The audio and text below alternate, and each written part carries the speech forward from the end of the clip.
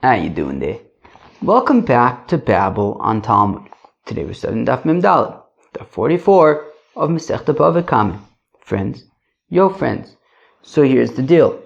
So I kind of wanted yesterday to get up to the Mishnah, Mem Dalet Amud Aleph, but I ran out of time. So we're going to start on Mem Gimel Amud Beis. I'm wearing a t-shirt, so the question is if the mic is going to hit the beard. Friends, I apologize if my beard is like rubbing against the mic. Sorry. What do you want me to do? So we're going to start on Mem Gimel Amud Beis. It's not like such a difficult daf, honestly, I think. Hopefully. I guess we'll see. I hope it shouldn't take too long. I told somebody they can come over in 45 minutes. We'll see. If we're not done, they'll just wait outside. But I actually don't know if they're coming, so we'll see.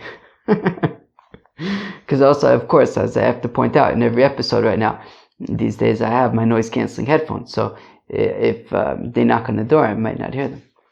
Shtaka, very nice. That's a good new excuse, right? Sorry, I couldn't hear you. I was wearing my noise-canceling headphones. Again, I'm always looking for a good excuse, you know?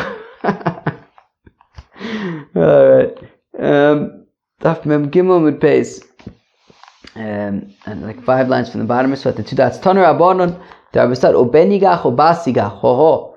Okay, so whether the ox gores an adult or, Beni Ubas, right, whether a minor boy or a minor girl, right, a little boy or a little girl, will also be chayiv, right? So it's not just adults that would be chayiv in an ox event, but also children as well, boys and girls.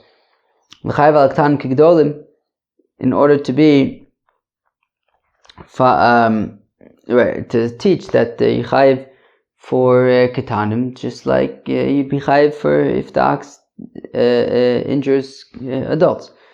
Valodinu. To which the Gemara says, why do I need the pasuk to teach me?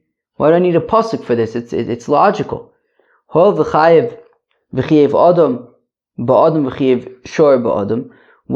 a person who injures a person is chayiv, and an ox who injures a person is chayiv. Well, so just like when a person injures another person, it makes no difference whether the victim was an adult or a minor. So let's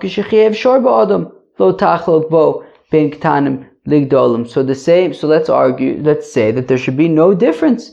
Also, if it is an ox that injures a person, that it doesn't matter if it's an adult or a minor, right? If you're chayiv for a human, for a person injuring a person, as well as for an ox injuring a person, so the same rule should apply. V'od, and more so, kal v'chomer. I'll make even the following kal v'chomer. Interesting. That's interesting, friends. I think until this very moment, I think maybe I assumed that, I don't know if maybe this is just in this localized area, but I think I always assumed that halodinhu meant a kal v'chomer. Yet over here, halodinu just means like it's just logical, whereas kal v'chomer, this is actually going to be a kal v'chomer. Right? Yeah. Right? Let's see. V'od kal v'chomer, hu, uma adam ba'adam, shalo asabo kitanim kigdolim. Yeah. Right? This, oh gosh, no, I don't really want to go into kal v'chomer things, but this would be more chamor. This would be more kal. This would be more kal. So certainly, this is like a kal v'chomer. So is halodinu different than a classic kal v'chomer? Like this is actually going to be a kal v'chomer, right? But like the first thing was just logical. Like, well, if by you're chayiv an ox and you're chayiv for a person, so they should have the same rules. This is actually a kal v'chomer, which is, I don't know, I'm not sure. Friends, let's keep an eye on it. Every time we see valodinu, let's see if it's just a logical thing, or if it's actually a kal v'chomer, or maybe this is the case. Maybe halodinhu just means it's logical, so it could, a kal v'chomer is a logical thing. So maybe it could just be like what we saw just now, like a mematzinu, like it could be that like halo dinu is maybe like some kind of umbrella term for like any kind of logical argument, whether it's a kal v'chomer or like a mematzino like we had over here. That if it's like this by this, why don't we say the same thing in the other place, even if it's not necessarily a kal v'chomer? So maybe a kal v'chomer is like one type of a halo dinu. Friends, tzarichin, we have to keep an eye on it. We've been learning Babylon Talmud for about 4 years. Well, technically we haven't been learning Babylon Talmud. We've been learning Gemara for about 4 years now together. Maybe we just had a ha'ara. Now, 2 lines to the bottom of Mem Gimel Mid Beis. 6 minutes in. It's alright. I'm not too concerned about this daf. It's not too difficult of a daf. Where am I? V'od kal v'chomer. It's a kal v'chomer. Uma odom be'odom. So when it comes to a person injuring another person, shelo asabo k'tanim k'gedolim. Now, by people injuring other people, so if a minor injures somebody, so the minor will be pater because he's only a minor. Yet chiev bo al k'tanim k'gedolim, and yet even though people injuring other people is, or I guess killing maybe. No, maybe just even injuring. Rotzeach, right? It says Rotzeach kohen k'gadol. I don't know. Anyways, so let's just talk about, let's say Rotzeach, fine.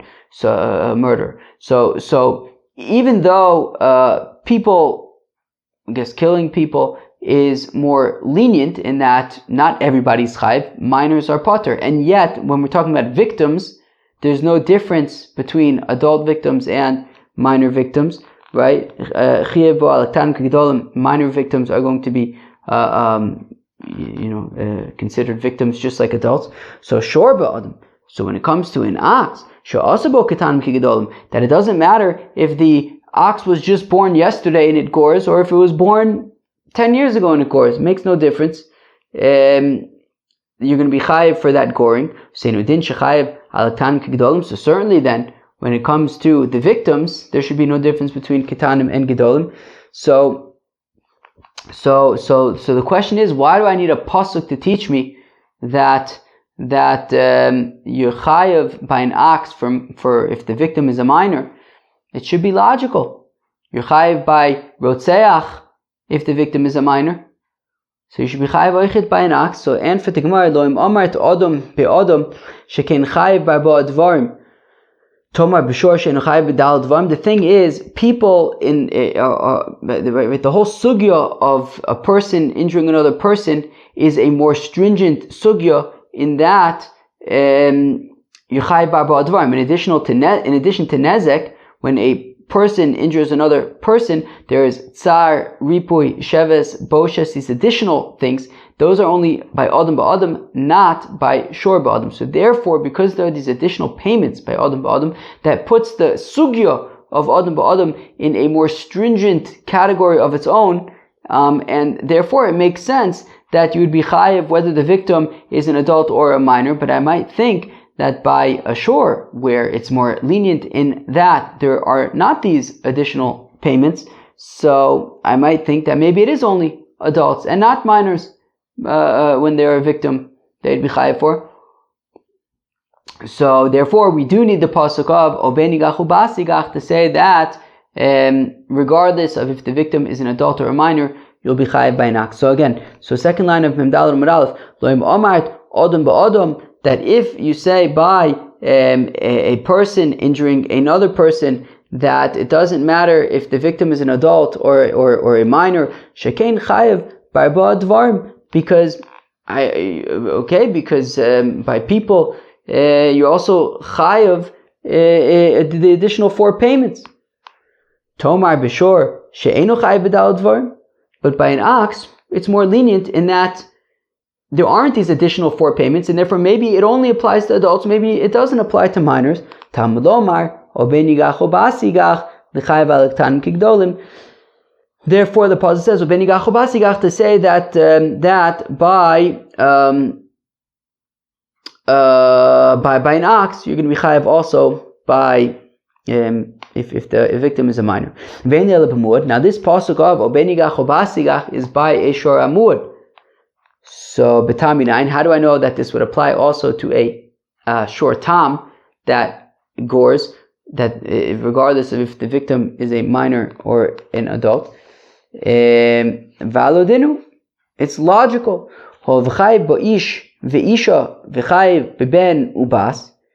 So, well, we know that you are chayav for a shormud by whether the victim is a man or a woman or an adult or a minor. So mashik chayav beish veisha lo chalakta bo bein tam lemud. Well, just like when it comes to whether the victim is a man or a woman, there is no difference between a tam and a mud, because the pasuk says isha. It says man and woman both by a shor tam and by a shor hamud. So just like there's no difference between a shor tam and a mud with regard to ish veisha, so afkishachiyev beben uvas lo tachlok bo bein tam lemud. So also when it comes to minors, there should be no difference between a tam lemud ve'od kavachomer. And also I can make the following kavachomer: ma'ish veisha shekein hura kocham benizakim. If when it comes to men and women that they are always going to be chayiv when it comes to damages, right? Adults are always going to be chayiv when it comes to damages. Lo chalakta bo bein tam limud, and there's no difference between tam and mud. So bein uvas sheyafe kocham benizakim, bein uvas, that they are sort of better positioned when it comes to damages, because if they damage, then they are potter. So they kind of are like better positioned in that sense that they're less potter. Einu din shelo tachlok boin bein tam lemud. So then certainly we should say that they would be awarded damages if they are the victim, whether by a tam or by a muad, since they are anyways better positioned. They have the upper hand, right, when it comes to damages, right? Minors, if they damage, they are potter. So certainly I would imagine that if they get damage, they should be chayiv, because they seem to be better positioned for damages. Now, Omar v'chidonin kal michomer lahachmir olav. Okay, so now the thing is, usually the way kal v'chomers work is that if something applies in a more lenient scenario, then certainly it should apply in a more stringent scenario. Here we just did the opposite. We're taking something that applies in a more stringent scenario and saying that certainly it should apply in a more lenient scenario. Mechmir b'muad hachomor. If we say that you're chayiv when it comes to minors, when it comes to ashor amud, tachmor betam hakal. Does that mean that we should be more stringent when it comes to shor tam, which is more lenient, right? Meaning, how can you say that just because you're chayiv by children by a shor hamud, that wouldn't necessitate that we have to be lenient? That we have to be, wait, what? If you're chayiv by children by a shor muad, which is more stringent, that would not necessitate that you'd be chayiv for children by a shor tam, which is more lenient. Like, maybe it's just more lenient. More so, im amrat beish veisha, I understand why ish and isha you would be chayiv whether tam or muad, shekin chayiv b'mitzvahs, because adults are chayiv in mitzvahs. So maybe we take them more seriously, and if they get damaged, they need to have justice. But children are p'turim in mitzvahs, and therefore maybe their damages are not taken as significantly. So therefore, tam ulomar o ben yigach o bas yigach. Therefore it says ben yigach o bas yigach. It says negicha twice. Negicha betam, negicha b'muad, negicha lemisa, negicha lenizakin. So therefore we have the pasuk says o ben yigach o bas yigach, to say that whether the negicha is a shor tam, whether the negicha is a shor muad, it will apply. The damages will apply whether the victim was a if the victim was a child. If the victim was a child, you'll be chayiv both by shor tam as well as by shor muad, or maybe fakir by shor muad as well as by shor tam. and that would apply whether the victim was killed, whether the victim was damaged. Wow. Kal v'chomers, man. I'm like, as I've said a few times recently, like, I'm like getting less excited about them. They're just like they're too tricky, and they take up too much of my brain, like while they're going on. It's just like requires a lot of space to be cleared out of your brain to handle them. But all right, maybe I'll get back into them. Who knows? I guess, Chaver, what's your favorite of the Shlosha Soimidos Shator Nejeshes Poin? Do you have a favorite? Maybe Gzeir Shava? Is it Gzeir Shava? But Gzeir Shava is hard, right? There's Dom Mino Mino, Dom Mino Avuki Ba'asra. Maybe like Klal Ufradu Klal. That's not bad, right? That's a good Mida Shator Nejeshes Poin. Right? Ribu Yumiut. Right, okay. Alright, okay. Klal Ufradu Klal. That's a good Mida Shator Nejeshes Poin. Klal Ufrad. Klal Ufradu Klal. I think it tends to be a little bit more straightforward than a Kal V'chomer. Also, the thing with Klal Ufradu Klal is that they tend to take up a lot of space on the daf, because you always have to explain what's the Klal, what's the Prat, what's the Klal, Choser V'kolal, and all that kind of stuff. What's coming to include, it takes up a lot of space, so you can get, moves quick. So, when we do daf yomi, it's all about just how fast, how big the daf is, we got to do one daf every day, no matter how big, no matter how small, no matter how hard, no matter how easy. So, we kind of appreciate the things that are easy and take up a lot of words. Let's go weiter. Alright, now we get to a new Mishnah. So if you have an ox that was rubbing against the wall, and then the kosel fell down and on a person. The ox intended to kill another ox, but ended up killing a person. The ox intended to kill a Knani, but killed a Yid. Or the ox intended to kill a Nefel, a newborn baby who we're not certain yet that it's going to survive, but ended up killing a Ben Kayam, a child that's already a person that's already established, that's going to live. Potter. In all of these scenarios, there was no proper kavana, and therefore, Potter, the Gemara is about to say, says the Gemara, Amar Shmuel Potter mimisa v'chay b'kofer v'rav Amar Potter mizeh umizeh. So the shayla is, when it says that in all of these scenarios, where there wasn't proper kavana, Potter from what? So Shmuel says Potter mimisa. Okay, so the ox in this case will not be stoned, but v'chay b'kofer, the owner is still going to have to pay kofer, however. Which seems like it argues on what Rabba had said the other day, I think, right? Which is that what do you say? What did Rabba say? Shoshem is ben chorin shelo b'kavona potter. Mi kofer. So he's potter from kofer. Right? If it's shelo b'kavona. And over here we're saying chayiv kofer. So it sounds like Shmuel would be arguing on that. V'Rav Omar potter. And Rab says, potter mizeh o mizeh, that you'd be potter from both Misa as well, right? The ox would not be chayiv Misa as well as it would not be chayiv Kofer. So I guess Rabbah maybe says like Rab. Okay, fine. Ve'amai. Why, when the ox scratches against the wall and it falls down and kills somebody, why would you be chayiv Kofer? Hatamu. It's a short tam. Kidamarav b'muad. Well, just like Rav says in a different scenario, which is you can have an ox that is muad to fall on people in pits and kill them that way. So it could be a scenario where the ox is muad to scratch itself against walls and they fall down and kill people, and therefore there would be kofar. If that's the case, bar k'tola, who? Well, if that is the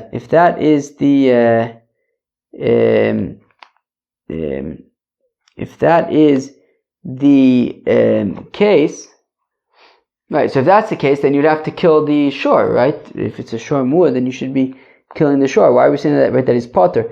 So Bishlam Mahasam. So I understand Rav's example where the ox was like muad to fall on people in pits. The chaza yiroka v'nafal. Well, maybe the ox saw that there was like some vegetation and went to go eat the vegetation, but it didn't see the pit and fell on a person that was in there. What was the person doing in the pit? Maybe they were trying to lift a bull out for exercise. So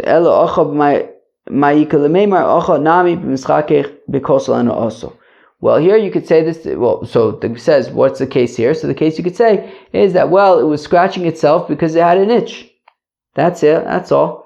So therefore, it scratched itself because it had an itch, but it didn't intend to kill anybody.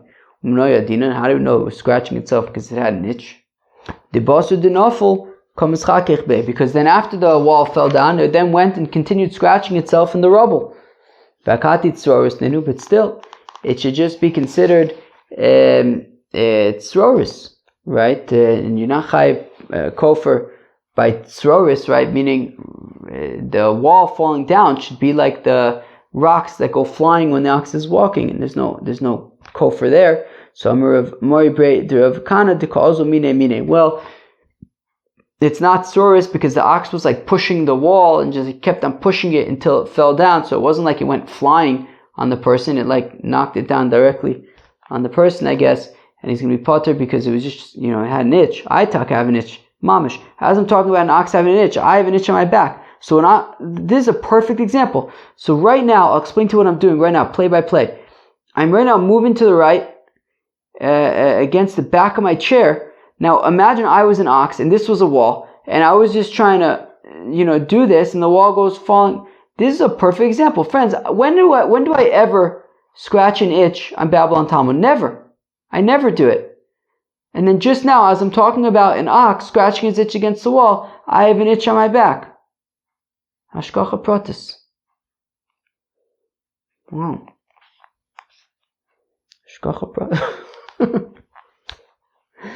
Alright. Tani kavose de Shmuel. V'tiyuf de Rab. We have a brisa that supports Shmuel to say that he's potter for Misa b'chayiv kofer and is a kasha for Rav. The brisa is thus. Yesh chayiv b'misa uv kofer. There are scenarios where the ox is chayiv misa and the owner is chayiv kofer.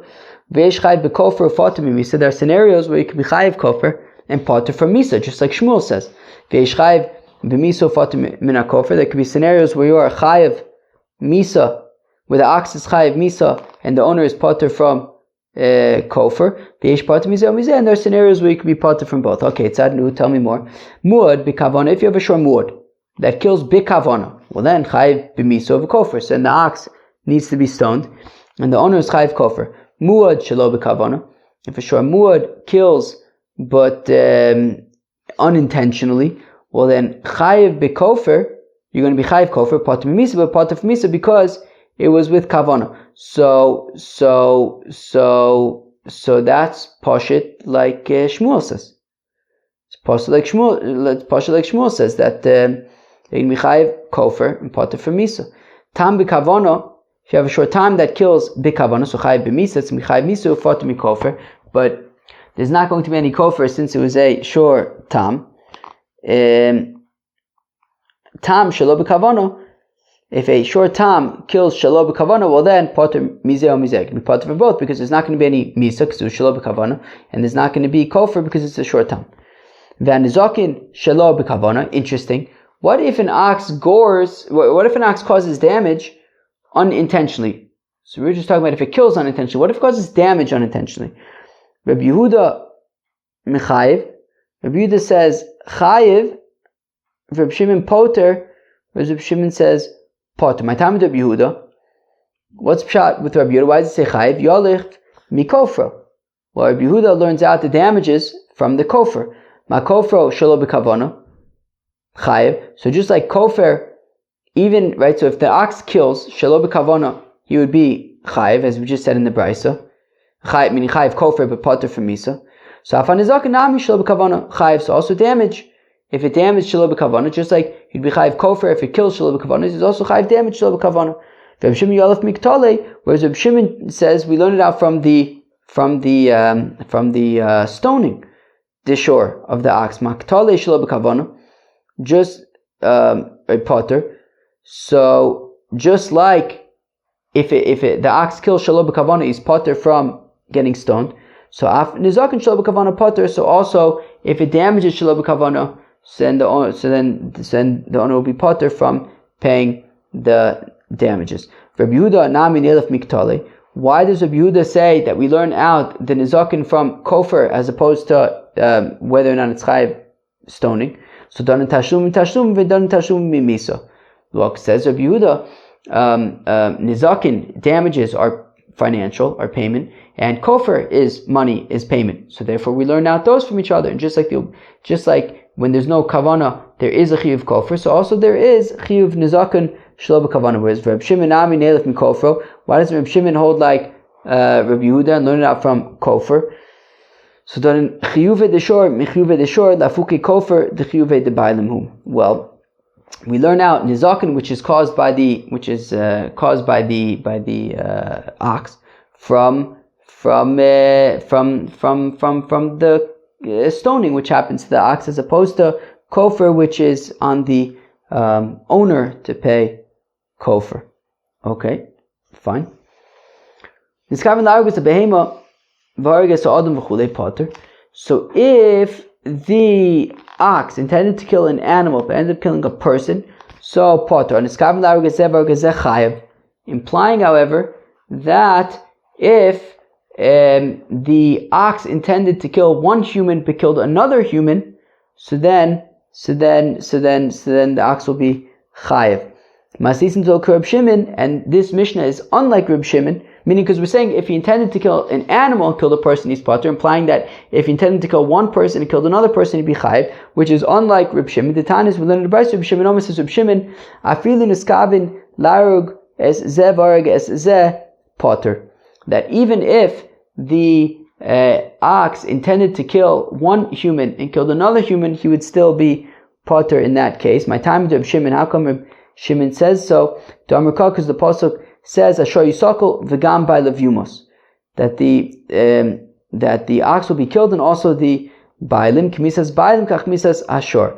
That just like the halachas when it comes to if the owner would be chayiv misa if he kills someone, so the same halachas apply to the ox when it kills. Ma bailim ad michabin lei afshonam ad michabin lei. Just like by people, right? If when it's kavan larugaz says potter, according to Reb Shimon, if Reuven intends to kill Shimon but kills Levi, so he's potter. So the same thing applies to an ox. That if an ox intends to kill Shimon but kills Levi, also the ox will be potter. And how does Reb Shimon know this? That by people, this kavan larugaz is potter. Because the pasuk says v'arav lo v'kam alav, that he ambushes him and comes upon him. Hachi is kavin lo.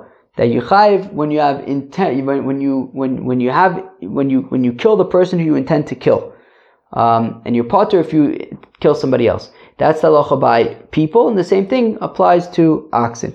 V'rabbanon hayiv arvlo my avdilei. The rabbis who say niskavin larugazeh is chayiv. How do they understand this pasuk? Right? The rabbis say if Reuven intends to kill Shimon but kills Levi, he's going to be chayiv. So how do they learn v'arav lo v'kam alav? So Amr Devei Reb Yanai Prat Lizark Evan Lego, to the exclusion of a scenario where he throws a stone into a crowd. In that case, he would be potter. Echidami. What are we talking about when he throws a stone into a crowd that he's potter? Ilim the ikotisha knainim vechad Yisraelim. If it's talking about a scenario where there were nine knainim and one yid beneim among them, so typically druba knainim ninu. So just say that he's potter in that scenario because, well, it was a majority of Knainim. So of course he's potter. Inami pago ufago. Alternatively, if it was 50-50, still he would be potter because safik nefashos lahakol. Because we're lenient when it comes to capital punishment, right? It says v'shaftu eida v'yitzilu eida. We do whatever we can to save the fellow. So certainly if it was a 50-50 scenario, 5 yidden and 5 nochrim, so then you would be potter there as well, because we try to save him from capital punishment. No, what it's saying is that in the scenario where there were 9 yidden and 1 kanaini, he's still potter. Even though there's 9 yidden he's still going to be potter because Dafagav Deruba Yisraelim Ninu, even though there's a majority of Yidden, Kim Deika Chada Knaini Benayu, since one of them is a Knaini, Havle Kavua, V'chol Kavua, Kimechza Mechza Dami V'safik Nefashus Lahakol. Because Kavua is right. If you know that there's 9 Yidden, 1 Nachri, so that's a fixed number, 1. So there we have a concept of kol kavua, which we learned from here. Right? We're saying in this scenario, we treat it as if it's kol kavua kemechza mechza dami, that whenever you have a fixed amount, we treat it like 50%, like 50-50. So we treat the group as if they're 50% Yidden, 50% Nachrim, and therefore Safik Nefashos Lahakol, and we're saying that he's potter. So that's the scenario where the Chacham would say that he would be potter. But in Iskavim Argezev, if Reuven intended to kill Shimon, but he killed Levi, he would be chayiv according to the Rabbanon. Says the next Mishnah, Shor ha'isha, an ox belonging to a woman, Shor ha'yisom, an ox belonging to minor orphans, Shor ha'apotropis, an ox that belongs to minor orphans, that a representative is sort of taken care of for them. Shor Amidbar, an ox of the desert. Shor Hektish, a shor that belongs to the Beis Hamikdash, that was Hektish, that's Hektish. Shor Ager, Shemeis Vein Lo Yorshin, an ox of a proselyte who passes away and does not have any heirs, that therefore it's Hefker. So Are Elu Chayovin Misa, if they kill, so then they're Chayav Misa. Rabbi Yehuda Omer, says Rabbi Yehuda, Shor Amidbar, Shor Hekdish, Shor Ager Shemeis, Shor Ager Ameis, Pturin Min Amisa Lefisha Ein Lem Bailim. So in all these scenarios, whether it's the ox of a desert, or if the ox of Hektish, or the ox of a ger who doesn't have relatives and he passes away, that in all these scenarios they don't have owners, so the Pturin Min Amisa, if they kill, they're not Chayiv Skila because Shein Lem Bailim, they don't have an owner. Says the Gemara, Tana Rabbanan, the Avistad, Shor Shiva. It says Shor 7 times. Lahavi Shor Isha, which therefore comes to include the Shor Isha. Rashi points out that you may have thought to say Tilatema Bala Shor Ksiv Lashon Zachar, because it says Bala Shor. So you might think Dafka it's a male language. So you might think that the ox of a woman would be potter. No, the ox she would be chayeves. Shor Yisomim, the ox of minor orphans. Shor Petropis, the ox of minor orphans that's being represented by a representative. Shor Midbar, an ox of the desert. Shor Hektish, an ox of Hektish. Shor Ager Shemeis Vein Lo Yorshin. Rabbi Yehuda Omer. Wait, what? Okay, fine. So to include that, they would be chayiv in all these cases. Rabbi Yehuda Omer says, Rabbi Yehuda, Shor Midbar, Shor Hektish, Shor Ager Shemeis Vein Lo Yorshin, Pturin Min Amisa, Fisha and Laim Bailim. In these scenarios, would be part of Misa because they don't have any owners, just like we had said.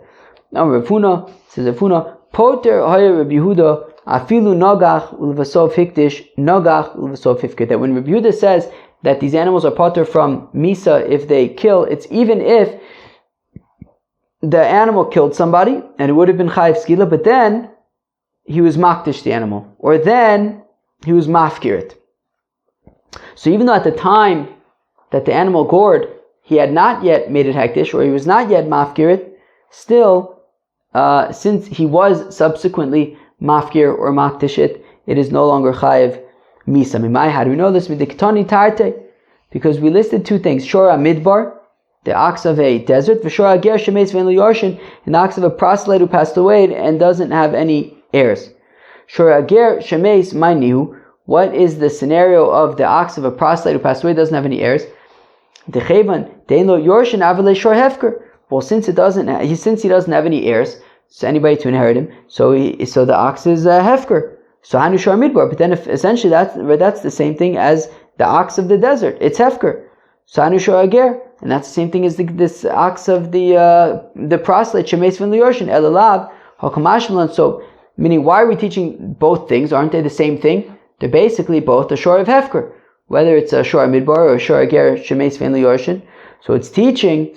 So the lesson here is that afilu nogach l'vasov fiktish, that even what it's teaching is that even in a scenario where the ox gored and then afterwards the owner was makdish, nogach l'vasov fifkir, or it gored and then afterwards the owner was mafkir the animal, it's still going to be potter from Misa Shmamina. That's what we learn. Tanam Yachiv. We also learn a brayso like this. Yasra Ken Amar Rabbi Yehuda says Rabbi Yehuda Afilu Nagach Ulvasof Hikdish Nagach Ulvasof Hifkir potter. The owner would be potter Shnemer, as the pasuk says. Vuod Biv'olav Vehemis V'Gomer Ajte Misa Ve'Amada Bedin Shavim Ke'echad. That the Misa and going to court need to be in the same status.